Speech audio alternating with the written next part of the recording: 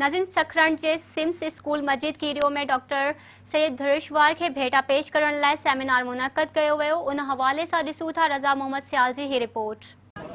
अज CIMS school मस्जिद कीरियो में जीजी धुरेश्वर जी सालगिरह मल्हाई पई वञे।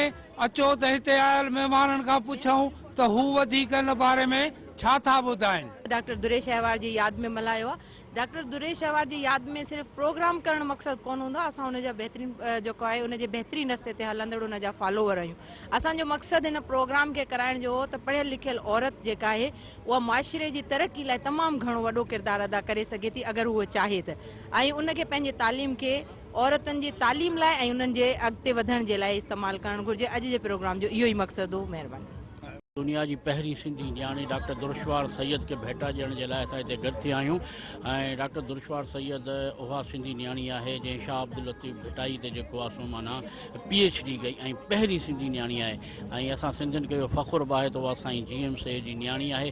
असां सभिनी खे सिंध वासियुनि खे पंहिंजी न्याणियुनि खे डॉक्टर धुरेश्वर सैयद वारो ई सबक़ु ॾियणु घुरिजे। अनाउंसमेंट ॾिसी मूंखे ॾाढी ख़ुशी थी।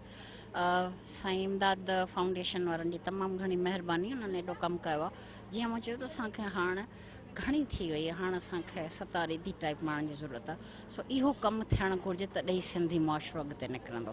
हेल्थ एंड एजुकेशन खे फोकस कयो अथनि ऐं उन्हनि जे घणी थोरा हिते मूंखे घुरायूं, मूंखे एक्सपोजर ॾिनो त आउं ॿी दुनिया खे ॿुधाए सघां। It's a wonderful. मां ॻाल्हियूं ॿुधियूं हिते आयल महिमाननि जूं। कैमरामैन काशिफ रज़ा सियाल सां गॾु रज़ा मोहम्मद सियाल, मेहरान TV न्यूज़।